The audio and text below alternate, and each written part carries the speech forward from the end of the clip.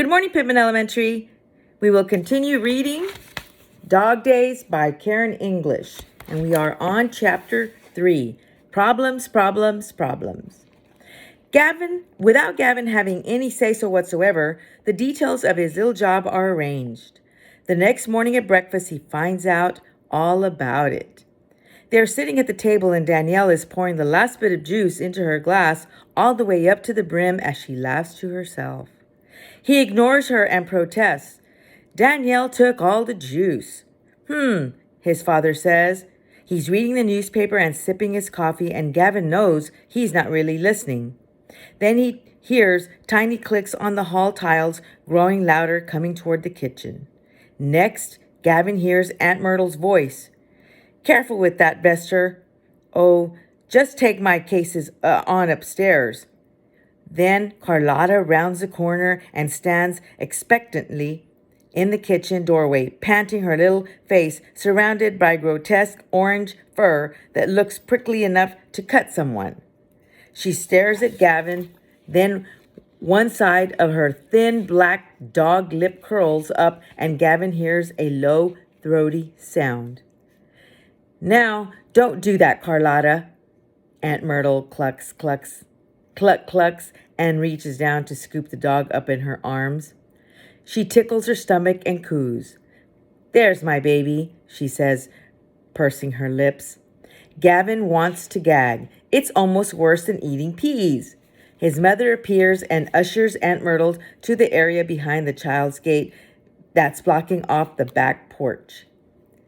Here, Auntie, this is what we have set up for Carlotta. Aunt Myrtle looks over at the straw basket where Gavin's mom usually keeps newspapers.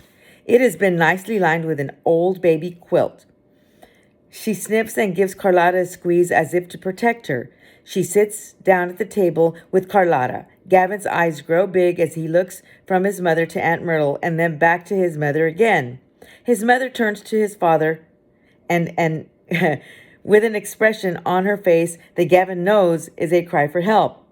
Gavin can feel his father sighing to himself. He gets up, walks over to his aunt, and gently takes Carlotta from her arms. I'm sure Carlotta is going to like her new quarters, he says. He places the dog on her new bed on the back porch. Carlotta scratches at the quilt for a few moments, then settles down with her head resting on her paws. She looks at Aunt Myrtle as if pleading her case. Aunt Myrtle, her mouth set in a grim line, says, I'd like some tea, please. That is, if you have tea. Of course, Gavin's mom jumps up to turn on the burner under the kettle. This is what Gavin learns from Aunt Myrtle while she sips her tea. She isn't hungry for anything else. Gavin will walk Carlotta once a day after school, so he must come home right away. No messing around. If, and this is a big if, he performs his job satisfactorily, Aunt Myrtle will pay him enough to replace Danielle's snow globe with something like it. Though I know you can't replace the exact snow globe, Aunt Myrtle adds, looking over at Danielle with sympathy. I got that snow globe in New York City at the Choir Fest, Danielle says. Gavin rolls his eyes. He doesn't believe for a minute that Danielle is still all that sad about that dumb snow globe. She's just happy about his troubles. Gavin is sure. He looks over at Carlotta. She's up on her short little legs, turning around and around on that folded quilt. It would be so much better if she were a real dog, something way bigger, something that could be a true friend. At least Carlotta is ignoring him and not giving him mean, threatening looks for now. When Gavin enters the classroom of his new school, Carver Elementary, he sees that his teacher, Miss Shelby Ortiz, who does not know how great he is at times, tables, soccer, and skateboarding, has assigned problems as the morning journal topic. He stares at it, then he thinks about Miss Shelby Ortiz's two names. He's heard one of the bossy girls, Deja, explained to her friend Nikki that modern women, up-to-date women, like keeping their own names now, the names they grew up with. Nowadays, Deja had said women don't have to have their husbands' names at all, and that and that's the way she's going to do it. When she grows up, she's going to keep her own last name or stick it together with her husband's name, just like Miss Shelby Ortiz. Gavin doesn't know if he likes that Deja girl. She reminds him too much of his sister Danielle. Other kids are starting at the morning journal topic too. Are staring at the morning journal topic too. Richard, the cause of Gavin's troubles, isn't even bothering to look at it.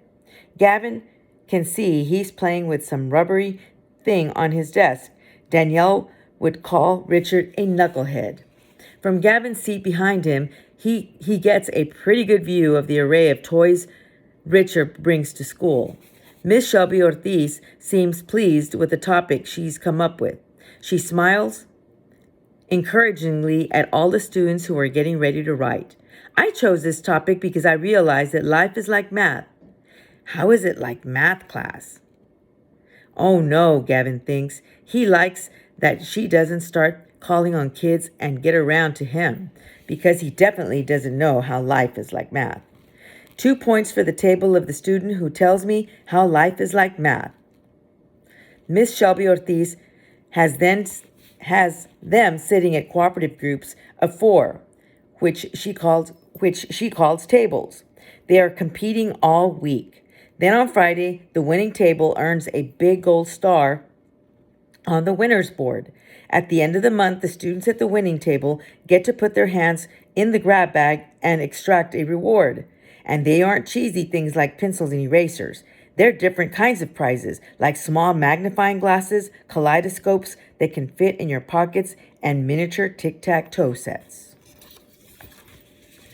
Now the hands begin to fly up. Suddenly, Gavin knows exactly how life is like math, and he just bets that the most of the answers the other kids are going to give aren't going to make sense.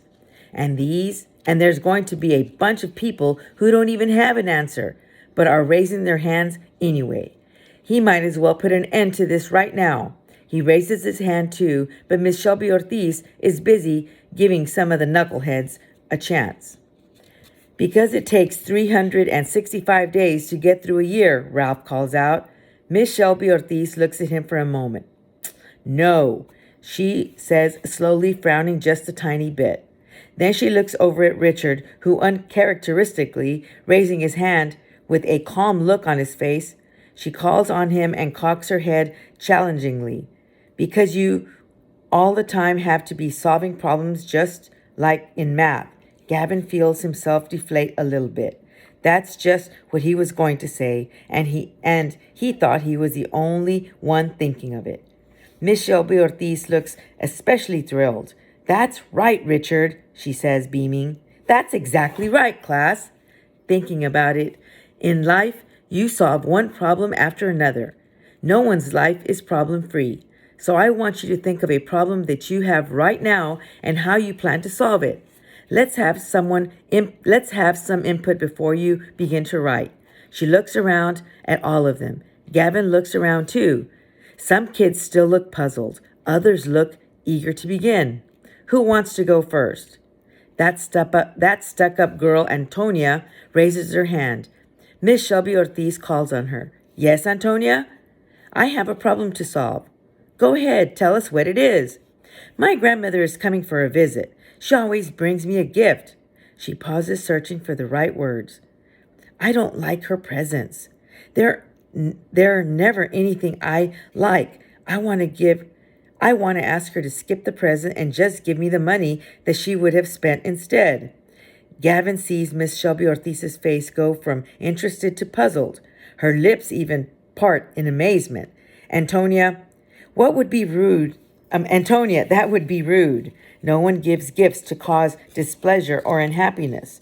When someone gives you a gift, they're trying really hard to make you happy. If you say that your grandmother will look back on all the gifts that she's given you over the years and think that perhaps you never liked even one of them, you can't solve your problem by hurting someone's feelings.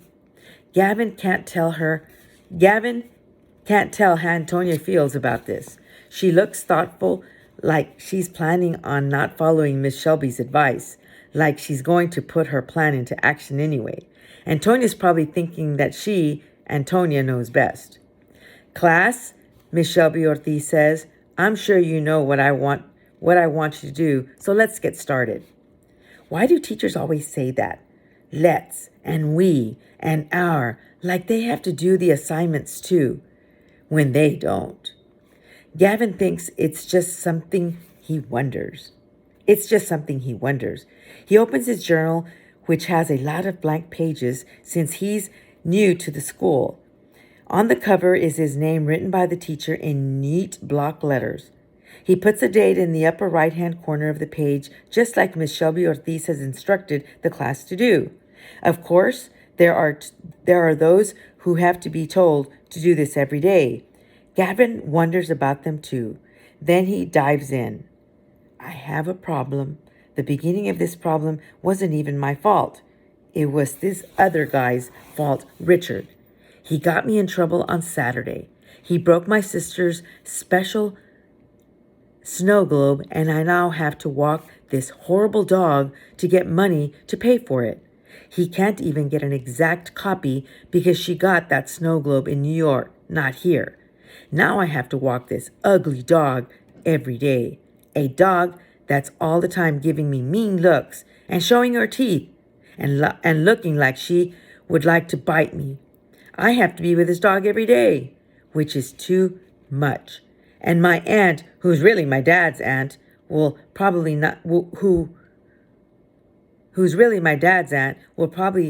give me just $1 for all my work.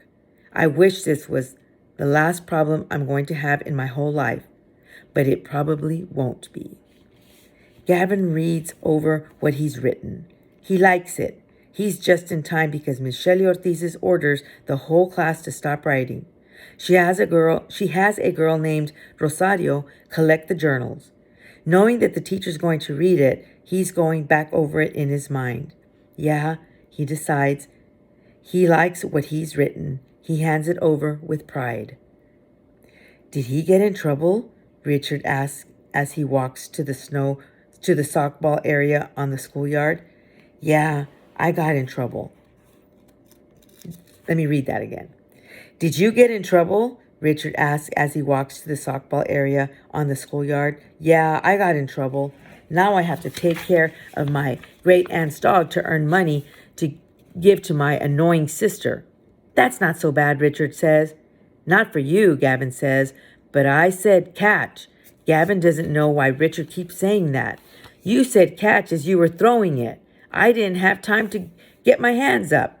Well, can you go skateboarding after school? I told you, I have to walk my great aunt's dog. What's a great aunt?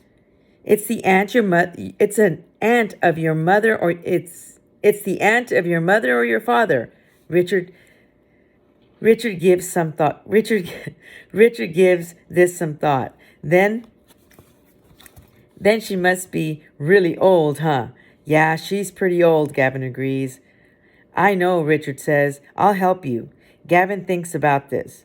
Just how much help will Richard be? Not much, he decides, but still, he wouldn't mind the company. Okay, he says, come to my house at about 4. Gavin plans to give his snack first before taking Carlotta out. He always comes home from school starved. Okay, that's the end of chapter 3. Tomorrow we will read chapter 4, On the Job, Day 1. So we'll see what adventure Richard and Gavin go on. Again, the title of chapter 4 is On the Job, Day 1. Everyone have a great day.